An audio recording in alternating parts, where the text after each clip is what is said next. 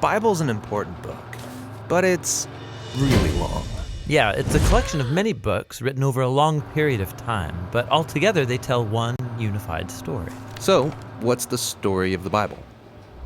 Well, it begins by introducing us to a beautiful mind, the author of all reality, a being called God. And he has the power to take the dark chaos of the uncreated world and bring about order and beauty and a garden full of life. And to crown this accomplishment, God appoints these creatures called humanity, Or in Hebrew, Adam. and they're made as God's image. Which means that they're commissioned to rule this beautiful world on God's behalf by harnessing all of its potential and creating even more beauty and order. This is a story about humans using their power to do meaningful, life-giving work. But the question is, how? Yeah, humanity now faces a choice that's represented by a fruit tree. So humans could partner with God and find freedom by trusting in his knowledge of good and evil.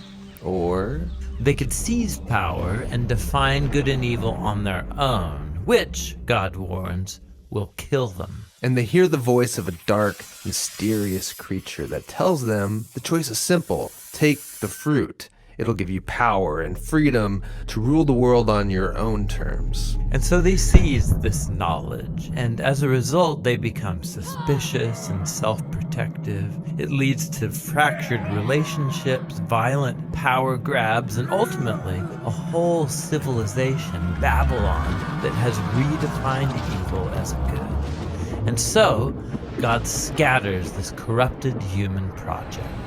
And here the story of the Bible takes an important turn. We zoom into the story of a man and a woman who come out of Babylon, Abraham and Sarah.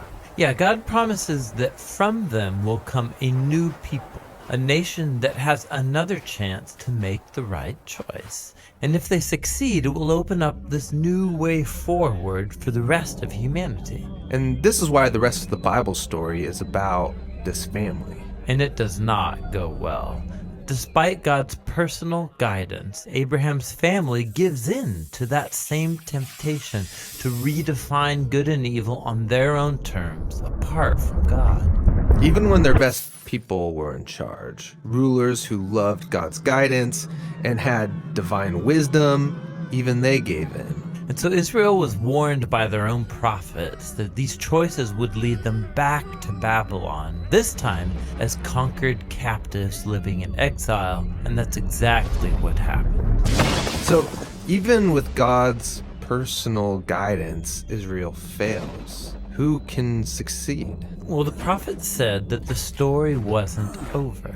God's going to send a new leader to Israel to cover for their failures and to transform the people's hearts and minds so that they can make the right choice. And so the part of the Bible called the Old Testament ends, and these promises are left hanging.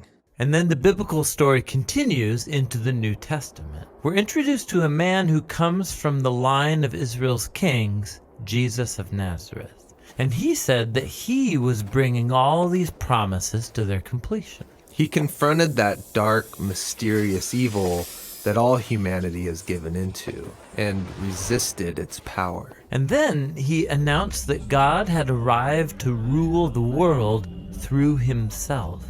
Jesus taught about God's definition of good and evil, and he said that real power is serving others. According to Jesus, it's people who love the poor and even love their enemies. These are the kinds of people who actually rule the world. And that's confusing, but also really beautiful.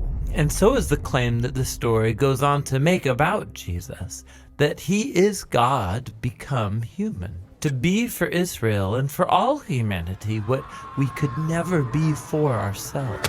He came to take the consequences of our evil into himself, and his sacrificial love proved more powerful than evil, than even death itself.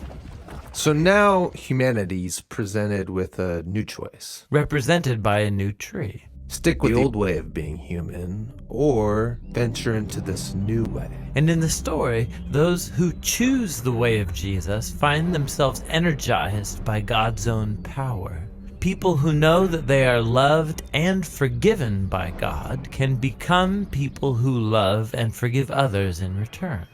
The Jesus movement quickly spread throughout the world, forming these new communities of people who follow the way of Jesus. But they faced problems. There was persecution from the outside by people in power, and inside there was confusion, even compromise. Yeah, because following Jesus is really hard. And so the movement's leaders, called apostles, they wrote letters to comfort and to challenge these communities to stay faithful to the difficult way of Jesus. And they're called to hope for the day when Jesus will come and change everything. And so the Bible ends by pointing to the future day when all wrongs are made right, when evil is eradicated, heaven and earth are united, and humanity can rule the world together in the love and power of God.